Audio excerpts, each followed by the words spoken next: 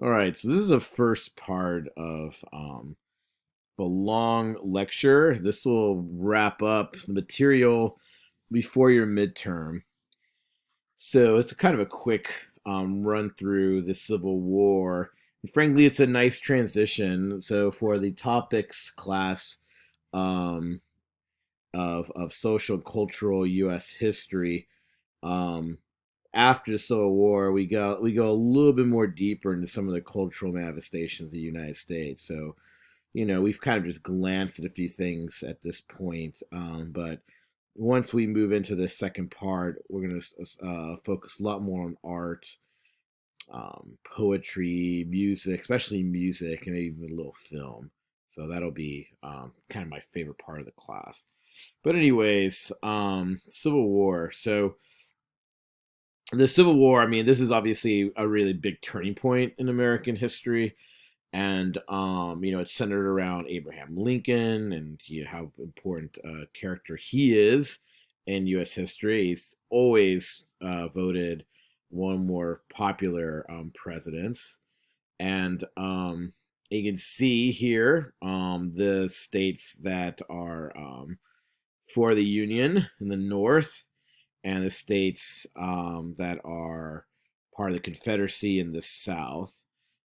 So, but how do we get to this point? And then there's some border states. So these are the ones that are key states that did not break with the Confederacy. So that's really important.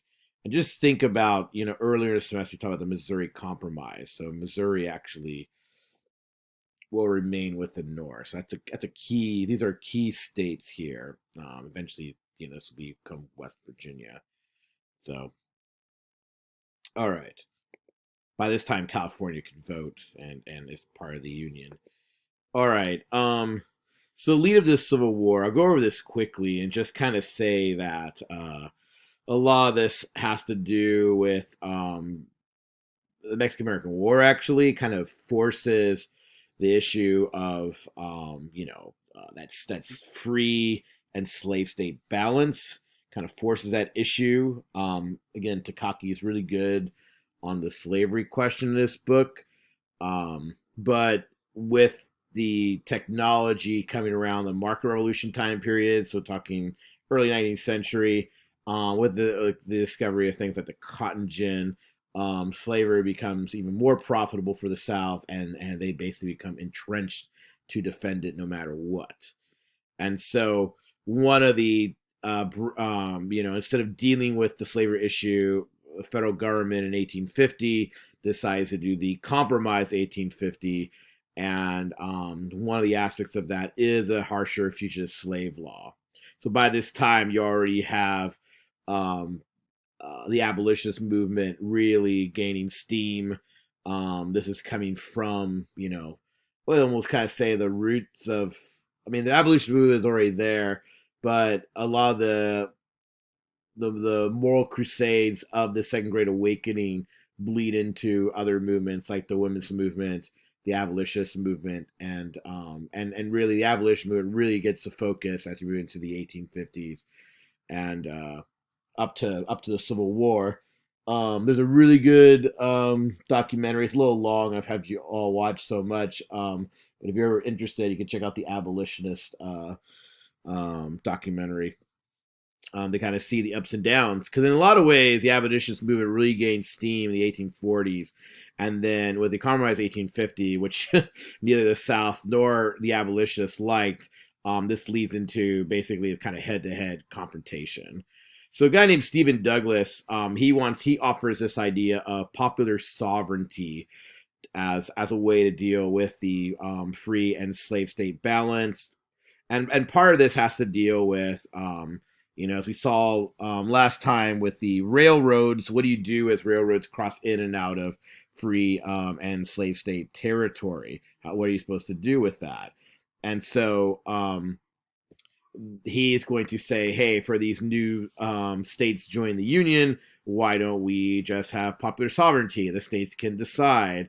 But the first example of trying this out is Bleeding Kansas. And so what happens is everybody and their mother, both pro-slavery and anti-slavery, um, advocates descend upon Kansas, and it becomes just kind of a really, really messy situation, to say the least. And popular sovereignty is going to be the nail that will be the nail in the coffin of the Whig Party. And to answer this, Abraham Lincoln, the Republican Party, will be formed, because Abraham Lincoln is somebody who thinks slavery is a misuse of material goods. It's taking advantage of people to create this economic system. He's someone who believes in free labor, as he calls it. And, we might look at that later when we get to the industrialization of the late 19th century. But at this point, Lincoln thinks slavery is wrong. Maybe the Republicans do as well, and they want to deal with it.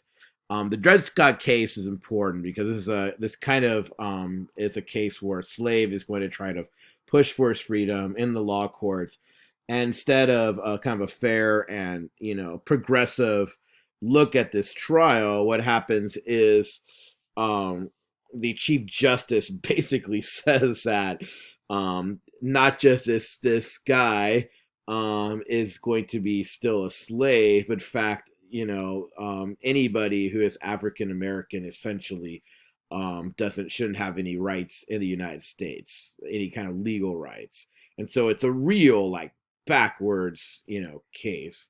And it's gonna just be another thing that's gonna force the Civil War to come about. Then you have the violent raid on Harper's Ferry, led by John Brown. So John Brown thinks that the abolitionists and their kind of method of nonviolent resistance, more or less, is never going to get anywhere. And he thinks it's just got to be this war. Now, John Brown's a white man. In fact, this little raid is led by himself and his family. It is thwarted. He is put on trial and executed, but it just leads to this. In some ways, John Brown is prophetic. He basically says, like, you're never going to deal with this peacefully. It's going to be war. And so the South gets even more entrenched about defending the institution of slavery, and the North, feels like it's no matter what compromise is done, it's going to be a war as well. And so Lincoln is elected with this crisis. He comes on the scene by getting in these debates with that same Stephen Douglas I just talked about. And he loses to Douglas for the Senate race he's in, but they'd agreed to publish their debates. And in it, Lincoln kind of becomes a national face to the Republican Party. And so in the election of 1860 for presidency, he's elected, and the Democrats lose. They have kind of a split candidacy that fails, and then that's immediately after that you start having states seceding from the Union. All right. Yeah. Okay, we'll do it Reconstruction next time. So the Civil War, in a nutshell, basically begins in 1861. So just a few, not too long after Lincoln is sworn as president. This is an attack at a fort off the coast of Carolina. The North wants to do what's called the Anaconda Plan. So once the North commits to the war, they're going to do what's called the Anaconda Plan. You can see it here in this map, where they're just basically they're going to control the ports because they have the naval power, and they're going to their goal is to take this territory around the Mississippi River and then move and basically choke out the South, right? Crush it like an anaconda, right? You can see it wrapping around here.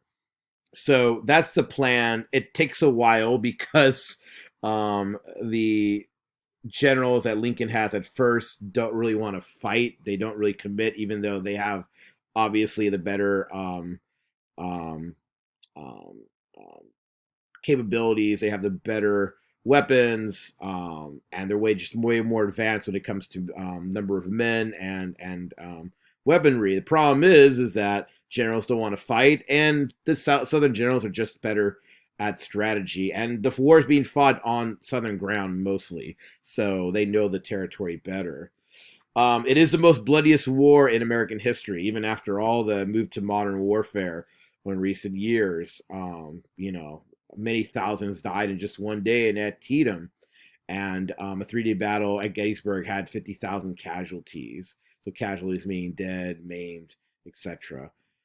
Um, it is also a time period of technological shift, as I just said.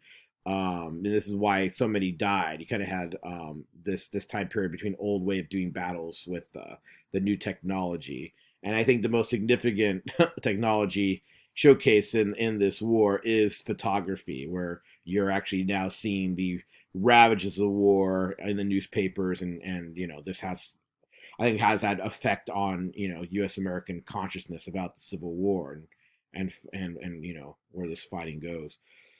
Um, it's also, if you think about it, U.S. American history and culture, there is no more famous documents than the Emancipation Proclamation that Lincoln gives after, where he kind of feels confident that the war is going to go the Northern's way, that he's able to issue this and, really start to push the, at least to some extent, um, bring in contraband. These are African American soldiers.